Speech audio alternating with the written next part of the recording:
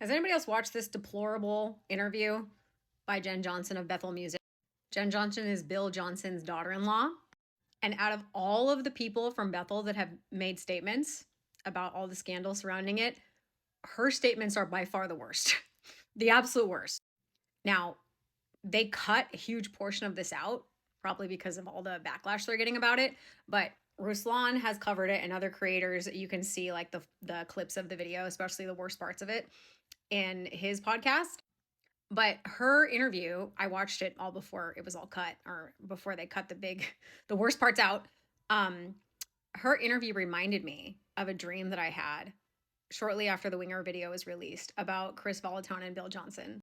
And watching the interview and kind of just like watching her totally dismiss the victims and defend perpetrators and refuse to even name perpetrators and talk about how like they're friends, and it's so gross. The whole thing is so gross. But like watching her do this interview reminded me of this dream, and honestly just kind of helps validate the dream for me.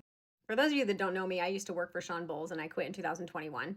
So I've been following all of this Bethel church stuff quite closely. And I released a statement on YouTube about a little over a month ago. But I had a dream following Winger's video about Bethel leadership. And I created a little image with ChatGPT so you can kind of see what it looked like. And, Winger went and exposed all of this stuff going on with Bethel. And then, Kris and Bill got on the stage and made this apology. And in my opinion, Kris's apology was much more believable than Bill's.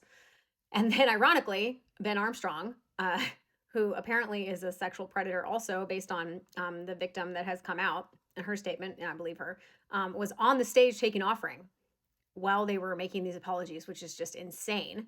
And then she came out and spoke publicly shortly after that. So on to the dream. A few days after Winger's video came out, I have this really weird dream. And I in the dream, I am in a bathroom, an ugly bathroom in an upstairs house, and I recognize, or I am aware in the dream, that it is Shawn and Cherie's bathroom, Shawn Bowles and his wife Cherie's, their bathroom. And, realistically, this is not what their bathroom would have looked like because they had a very nice house. But in the dream, the bathroom is ugly. And I am searching the bathroom and I am trying to find soap and shampoo and conditioner because I need to take a shower for some reason in the dream. So I'm searching all throughout the bathroom and I can't find anything. I finally find some soap underneath a cabinet. It's a really messy cabinet and there's like some bars of soap under there, but they're really hard to find. And in the dream, this is really interesting, there is a toilet and then there is a place in the bathroom where there used to be a toilet next to the current toilet. So for some reason, there had been two toilets in this bathroom at some point. And above the toilet that's still there is Bill Johnson's name, and his name is still solidified on the wall above the toilet. And then above the place where the toilet used to be is Kris Vallotton's name. And his name is fading or peeling. It's peeling off of the wall little by little. Now, it's interesting, in the dream, I have this sense that I need to shower. And, I was kind of praying through this dream after and thinking through it after, and I believe I understand the meaning of it. I think I do. I think it has to do with like this spiritual cleanliness, and how there is still stuff, or I think I've prayed it off by now. But if there's anything left, Lord, let me know. But just icky stuff that got on me when I was involved in this ministry, when I was not aware of what was happening and I was there. Okay, spiritual junk. I also think it has something to do with Bill's repentance and Kris's repentance and their involvement and like what they're still covering. Now, if you watch Bethel's repentance video, I mean, I believe that it's very evident just based on what is said, the language that is used, that Kris is in a lot more of a place of like actually feeling sorry.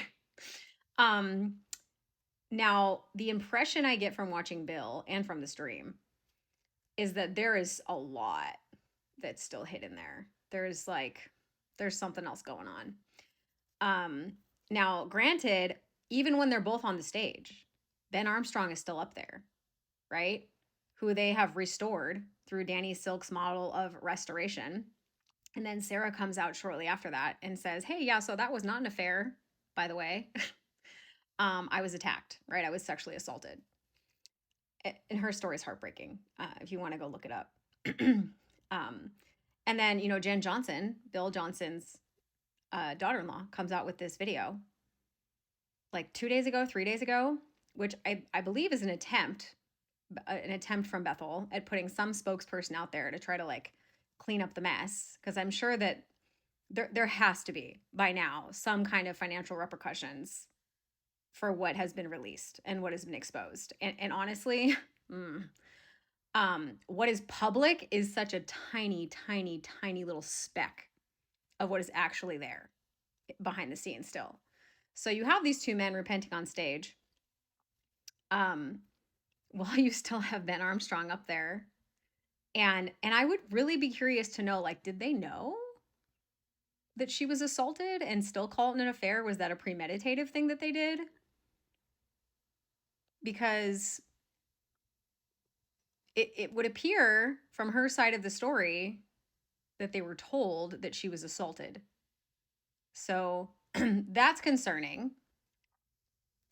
But then Jenn Johnson gets online and makes these statements, which appear to be like damage control, although it's severely, severely backfired because it's so disturbing, the level of dismissal and the lack of biblical understanding and the lack of theological understanding. But I actually believe that this is what the Lord is doing right now, is he is even allowing people that need to be exposed to expose themselves. I mean, her interview is just so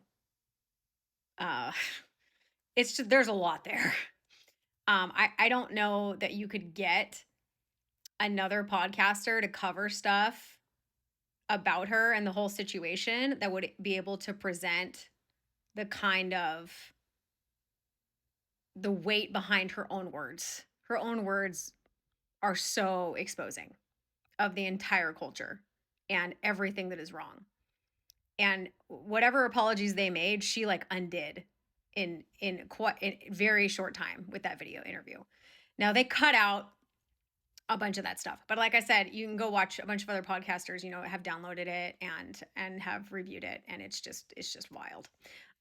But this stream was just quite fascinating to me regarding leadership and very, very telling.